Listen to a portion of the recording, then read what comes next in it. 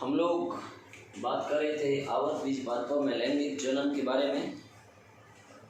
मेरे YouTube channel HR hotel या tutorial पे अपनी जो बात चली थी लास्ट, इससे पहले वाले एपिसोड में, वो ये थी आवर्त बीजीय पादपों में दोहरा निषेचन पाया जाता है, डबल फर्टिलाइजेशन। और उस दोहरे निषेचन में दो बातें हुई थी। एक था सत्य निषेचन और दूसरा था त्रिकशल्यन। सत्य निषेचन से युग्मनज बना था और त्रिकशल्यन से प्राथमिक भ्रूणपोष कोशिका बनी थी।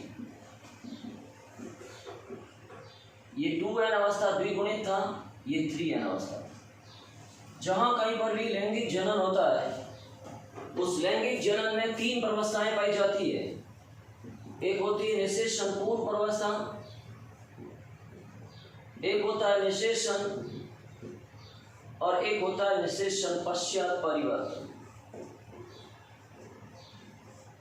देखो, सबसे पहले निषेचन पूर्व, निषेचन और निषेचन पश्चात, जहां पर हम लोग नर युग्मोद्भिद की संरचना और उसका विकास, मादा युग्मोद्भिद की संरचना और उसका विकास, लघु बीजाणु जनन, गुरु बीजाणु जनन और नर युग्मक और मादा युग्मक के बारे में पढ़ चुके थे।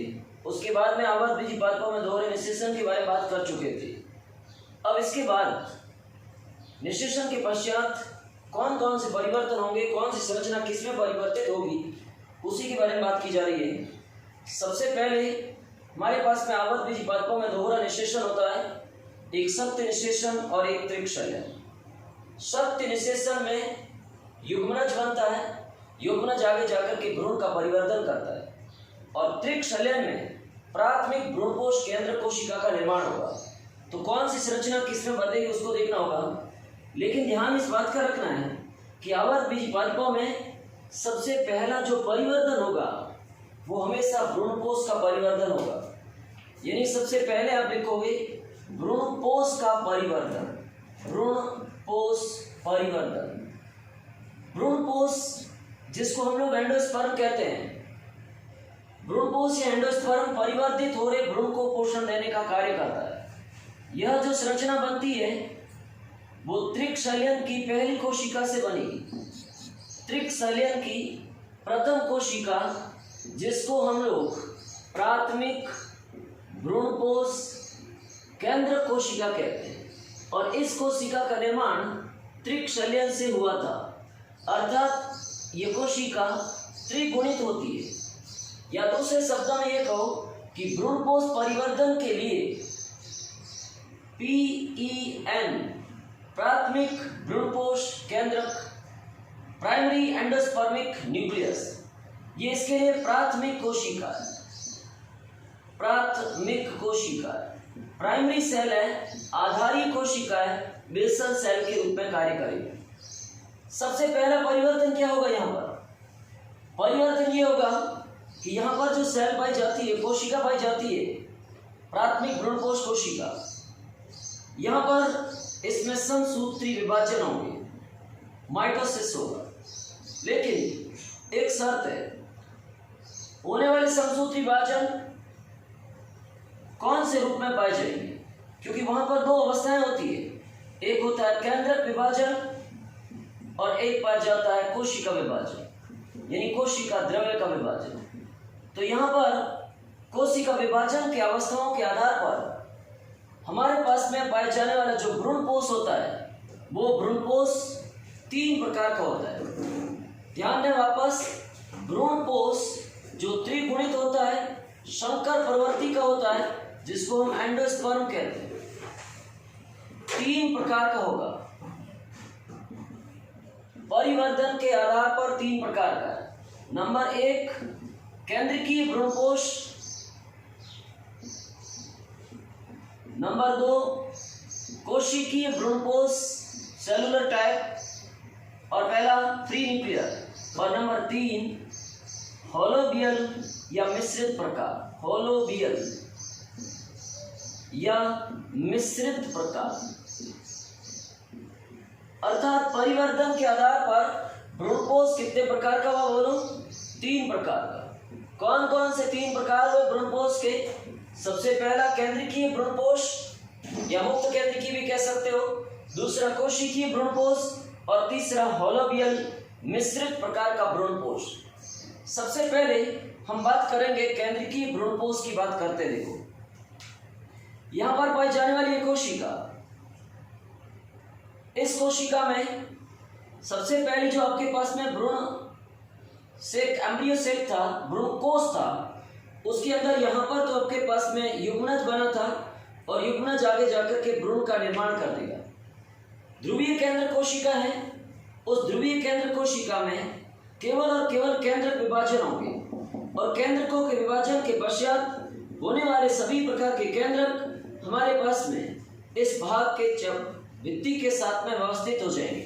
कुल मिला के ये संरचना इस प्रकार से बन जाएगी। यहाँ पर आपके पास में जो संरचना बनती है, यहाँ परिवर्तित होता हुआ भ्रूण पाया जाएगा, लेकिन भ्रूण से पहले भ्रूणपोष बनेगा ताकि परिवर्तित हो रहे भ्रूण को पोषण मिल सके। इस प्रकार से जितने भी केंद्रक विभाजन होंगे वो सभी केंद्रक इनकी भित्ति के ऊपर जाकर के व्यवस्थित हो जाएंगे इस प्रकार से। और इस प्रकार के भ्रूणपोष को हम लोग कहते हैं केंद्रीय प्रकार का भ्रूणपोष कहते हैं। यानी यहाँ पर केवल और केवल न्यूक्लियस पाया जाएगा, बस केवल केंद्रक ही पाया जाता है। इस प्रकार का जो भ्रूणपोष पाया जाता है, शायद आपने नारियल का पानी पिया होगा। नारियल में पाए जाने वाला तरल पदार्थ होता है जो पीने योग्य है, वो नारियल का तरल पदार्थ, पेय पदार्थ जो है वो हमारे पास में केंद्रीय प्रकार का भ्रूणपोष है, या दूसरे शब्दों में इसको मुक्त केंद्रीय भ्रूणपोष कहते हैं। कौन सा भ्रूणपोष कहेंगे? मुक्त केंद्रीय भ्रूणपोष कहेंगे, क्योंकि इसका परिवर्तन होता है वो केवल केंद्र के विभाजन से होता है। तो प्रश्न भी बहुत बार पूछा हुआ है कॉम्पिटिटिव एग्जाम में, नीट में सब जगह पूछा हुआ है कि नारियल के अंदर पेय पदार्थ कौन सी संरचना है, तो आपका आंसर रहेगा वो एक भ्रूणपोष है। उसी में वापस प्रश्न पूछा है गुणसूत्रीय स्थिति क्या होती है, तो ध्यान रखना इसकी गुणसूत्रीय स्थिति 3n होती है। पूरे आवर्तबीजी पादपों में त्रिगुणित अवस्था में जो संरचना पाई जाती है वो सिर्फ भ्रूणपोष है। इसके अलावा कई कोशिकाएं द्विगुणित है और जो युग्मक है, नर युग्मक और मादा युग्मक, वो अगुणित n प्रकार के। तो हमारे पास में जो नारियल के अंदर पाए जाने वाला तरल पेय पदार्थ है वो केंद्रीय या मुक्त केंद्रीय प्रकार का भ्रूणपोष है। नेक्स्ट नंबर 2 पे आ जाइए आपके पास। इसके पश्चात अगर हमारे पास में पाई जाने वाली प्राथमिक भ्रूणपोष केंद्र कोशिका PEN, जिसको प्राथमिक कोशिका कहा हमने, प्राथमिक भ्रूणपोष केंद्र कोशिका, इस कोशिका में होने वाले विभाजन में पहले केंद्रक विभाजन होगा और उसके बाद में कोशिका द्रव्य का विभाजन होगा। तो फाइनली ये संरचना इस प्रकार से परिवर्तित हो जाती है। इधर भ्रूण आ जाएगा, विभाजन के पश्चात पहले केंद्रक विभाजित होगा, फिर कोशिका विभाजन होगा, कोशिका द्रव्य विभाजित होगा, कोशिका द्रव्य के साथ में कोशिका भित्ति का निर्माण होगा और कोशिका भित्ति के बनने के साथ ही इस प्रकार से वो एक भित्तीय संरचनाओं का निर्माण कर जाती है। और यहाँ पर कोई जरूर नहीं है एक ही स्तर हो, एक से अधिक स्तर भी हो सकते हैं। और इस प्रकार से बनने वाली संरचना कोशिकीय प्रकार का भ्रूणपोष कहलाता है। कौन से प्रकार का बोलो? कोशिकीय प्रकार का भ्रूणपोष। कोशिकीय मतलब ये हुआ कि केंद्र विभाजित होगा, केंद्र के विभाजन के बाद कोशिका द्रव्य का विभाजन होगा और कोशिका द्रव्य का विभाजन के पश्चात जितनी भी कोशिकाएं उनके अंदर आपके कोशिका भित्ति भी बनेगी। तो केंद्रक और कोशिका द्रव्य दोनों बनते हो तो इस प्रकार के भ्रूणपोष को, एंडोस्पर्म को कोशिकीय प्रकार कहते हैं।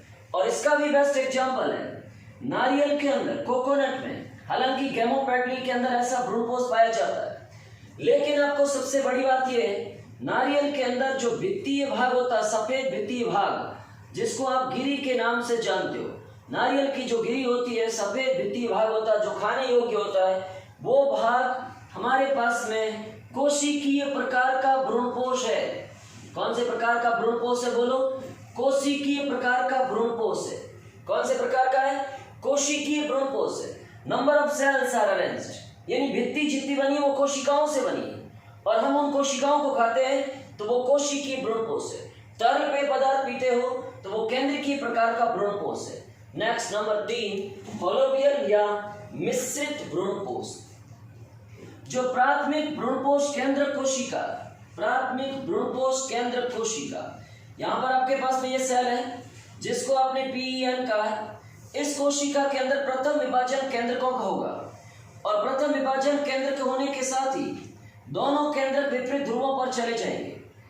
उन केंद्रकों के विपरीत ध्रुवों पर जाने के बाद एक भाग की तरफ जो केंद्रक है उसके चारों तरफ तो कोशिका द्रव्य का और कोशिका भित्ति का निर्माण होगा। जैसे यहाँ पर आपके पास में ये भित्ति बन गई, अगेन आपके पास में विभाजन होगा, समसूत्री विभाजन होगा, अगेन भित्ति कोशिका द्रव्य सब बनेंगे।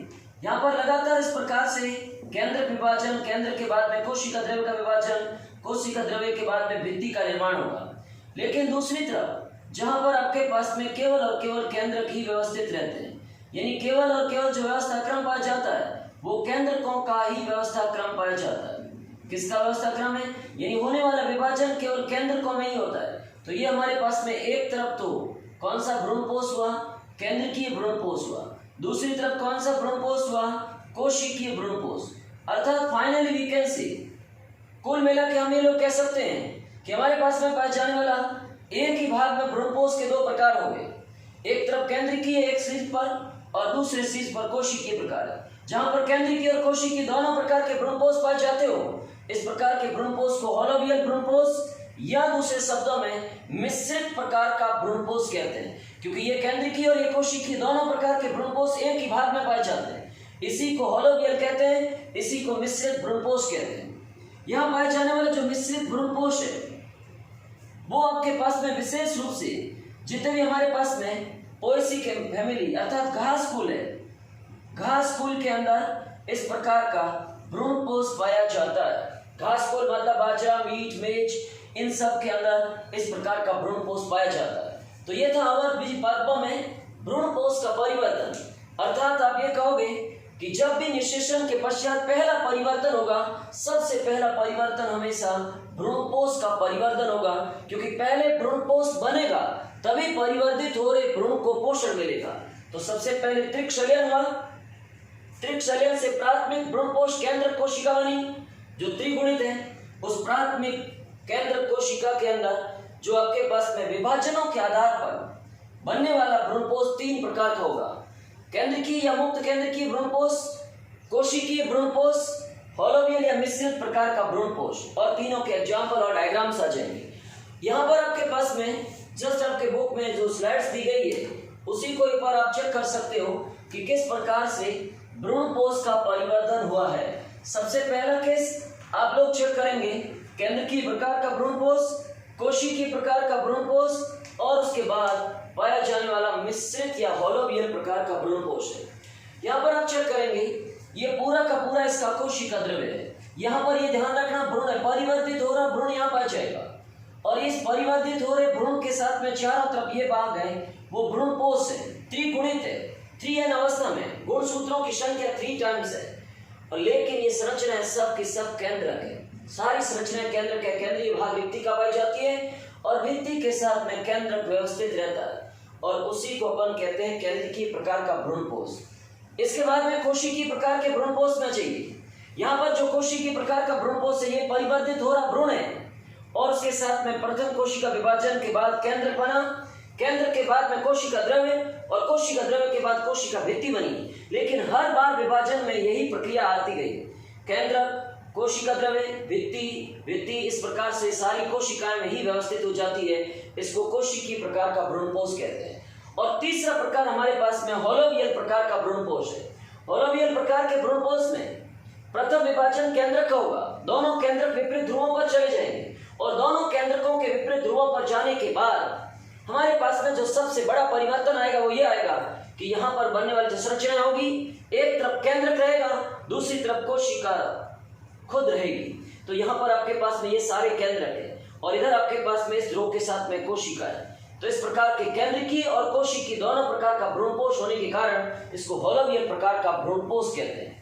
नेक्स्ट हमारे पास में आता है आवरबीजी पादपों में विशेष रूप से द्विबीजपत्री पादपों में सबसे महत्वपूर्ण है वो है भ्रूण का परिवर्तन। थोड़ा सा टिपिकल हो सकता है, आपको समझना है। भ्रूण परिवर्तन, एम्ब्रियो डेवलपमेंट। यहाँ पर देखो सबसे पहली बात क्या हो, आपने कहा कि आवरबीज पादपों में दोहरा निषेचन होता है, त्रिक शल्यन से भ्रूणपोष बनता है। अब हमारे पास में सत्य निषेचन हुआ। कौन सा निषेचन? सत्य निषेचन, ट्रू फर्टिलाइजेशन, सिनगैमी हुआ। उससे हमारे पास में युग्मनज बना। युग्मनज वास्तव में एक द्विगुणित कोशिका है, डिप्लॉइड सेल है। ये युग्मनज ही भ्रूण परिवर्धन की प्राथमिक, या दूसरे शब्दों में कह दो भ्रूण परिवर्धन की आधारीय कोशिका है। भ्रूण परिवर्धन की प्राथमिक या आधारीय कोशिका है वो युग्मनज है। The zygote is the basal cell or the primary cell for the embryo development. युग्मनज भ्रूण परिवर्धन के लिए प्राथमिक और आधारीय कोशिका है। अगला केस, आपके सिलेबस में केवल द्विबीजपत्री पादपों में डाइकोट प्लांट में ही भ्रूण परिवर्धन है, लेकिन आपको समझना थोड़ा सा टिपिकल है आपके पास। सबसे पहली ये कोशिका हमारे पास है, आपको एक ही बात बोलनी है, ये कोशिका हमारे पास में है युग्मनज, जाइगोट है। इस युग्मनज के अंदर प्रथम विभाजन होगा वो हमारे पास में अनुप्रस्थ विभाजन होगा।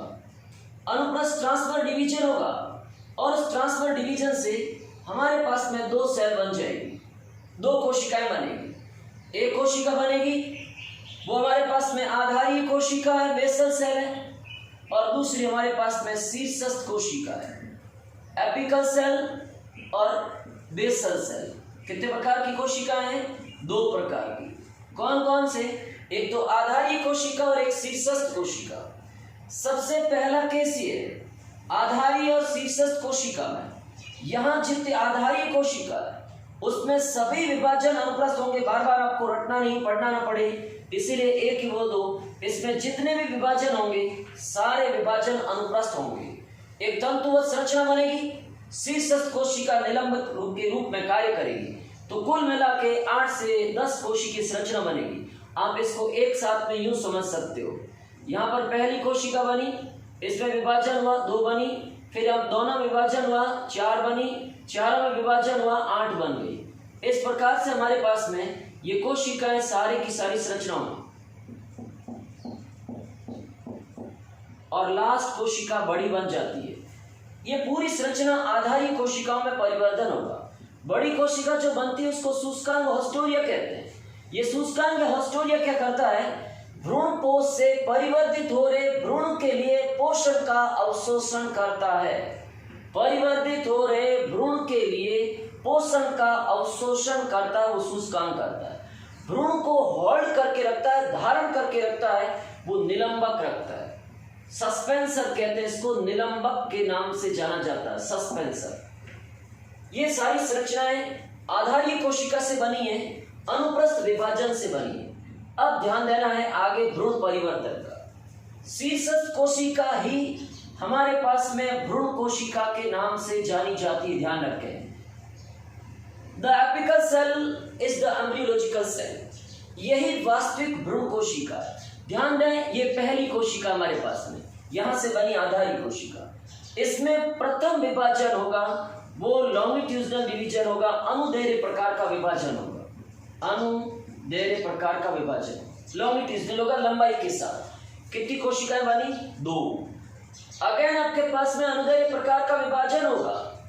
अनुदैर्घ्य प्रकार के विभाजन के होते ही हमारे पास में, लेकिन पहले वाले तल के समकोणिक होगा, तो कुल मिला के अपने पास में ये 2 कोशिकाएं समकोणिक रूप में आती। कितनी कोशिका हो गई? 4। ये 4 कोशिकीय संरचना इसकी। ये 4 कोशिका में प्रत्येक तल के साथ में एक बार फिर समकोणिक अनुदैर्घ्य विभाजन होगा, तो कुल मिला के ये 8 कोशिकीय संरचना में परिवर्तित हो जाएगा। कितने कोशिकीय? 8। ये 8 कोशिकीय संरचना, और इस 8 कोशिकीय संरचना के बाद अब इसके साथ में अगला विभाजन परिणत विभाजन होगा। कौन सा विभाजन? परिणत, पेरिक्लाइनल, मतलब दीवार के साथ साथ परिणत विभाजन। और इसी के साथ में आप विभाजन को यूं समझ लीजिए, ये विभाजन यूं हुआ और यहां से वही 8 कोशिकाओं का रूप बना लीजिए वापस।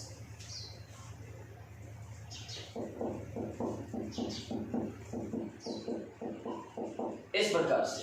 अब जो ये संरचना है इसी के साथ में आपको ये निलंबक बना देना है।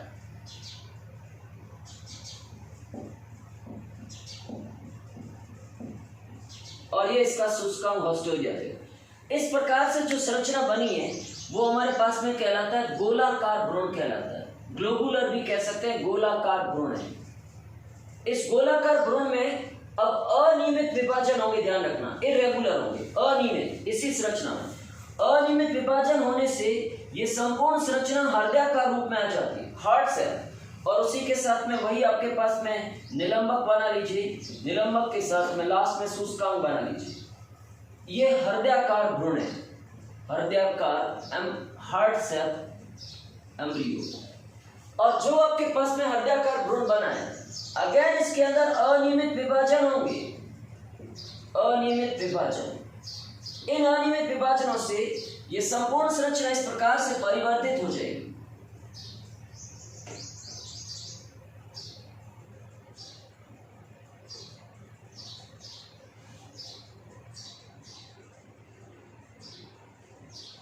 इस प्रकार से संरचना बन जाएगी और फाइनली इसके साथ में निलंबक आ जाएगा।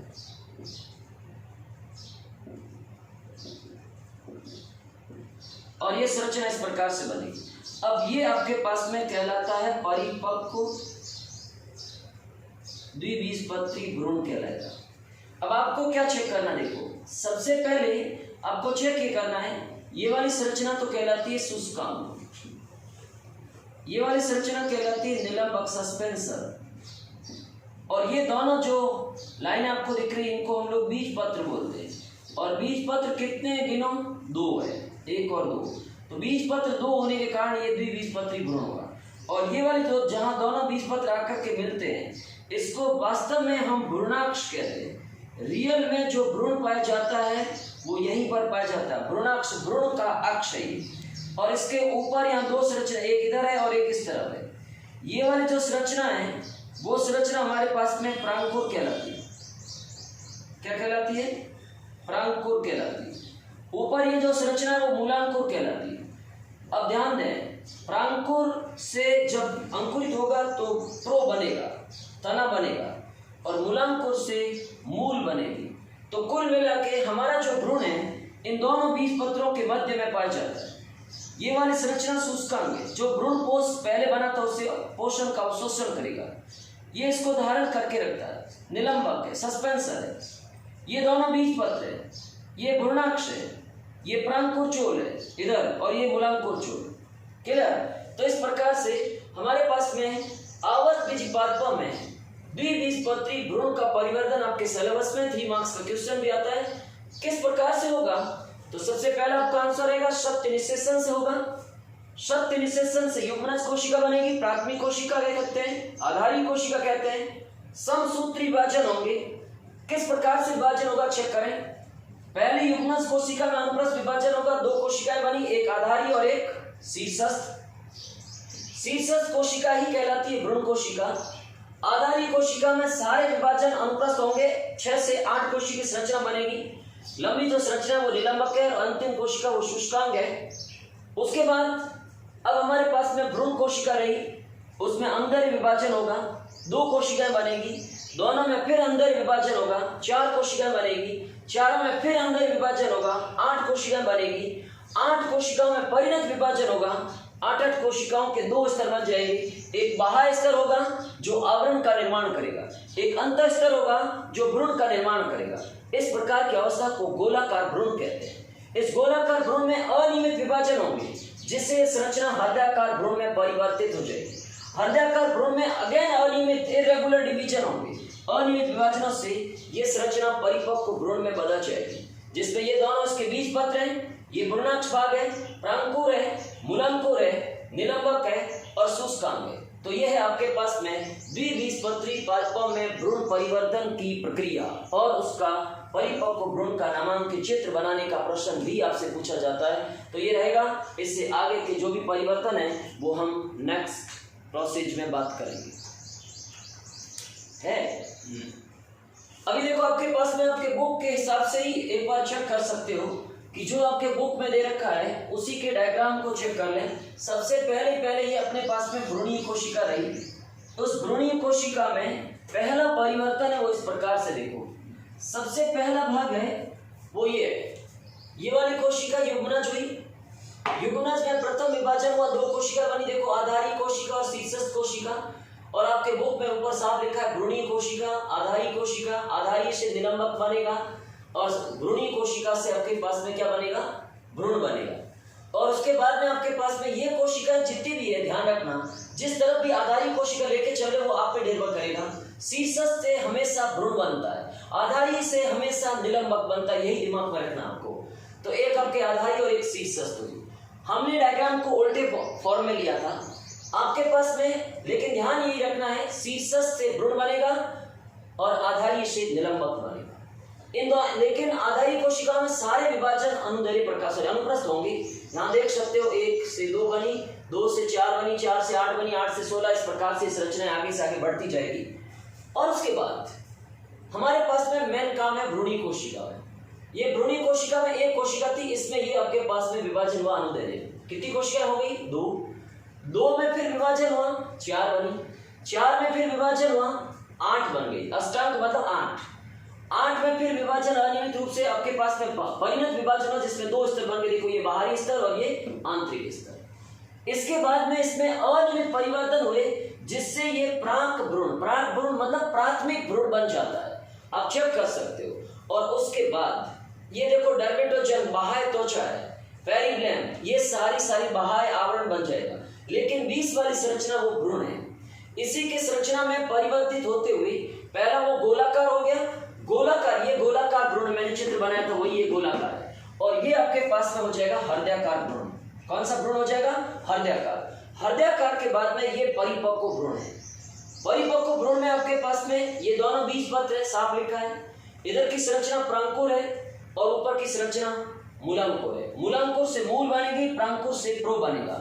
और इसी के डायग्राम को बड़ा करके आपको बताया गया है। एक पूरा बीज पत्र है, ये आपके पास में संपूर्ण संरचना था बीजांड। बीजांड खुद बीज में बदलता है और बीजांड बीज में मतलब बीजांड के अंदर बीज बनता है, बीज के अंदर बनता है भ्रूण। तो ये भ्रूण अंदर है, ध्यान रखना। ये पूरा बीजांड से बीज है और ये इसके अंदर भ्रूण है। अब आप संरचनाओं को देख सकते हो, ये आपके पास में निलंबक है और ये इसका आपके शुष्कांग, ये निलंबक, और उसके बाद में ये बीजपत्र और ये आपके पास में स्तंभाग्र मतलब प्रांकुर है जिससे प्रो बनेगा। और दूसरा आपके पास में मूलांकुर हो जाएगा। मूलांकुर से किसका निर्माण होगा, मूल का निर्माण होगा। तो इस प्रकार से अवध बीजपादपों में द्विबीजपत्री भ्रूण का परिवर्धन होगा।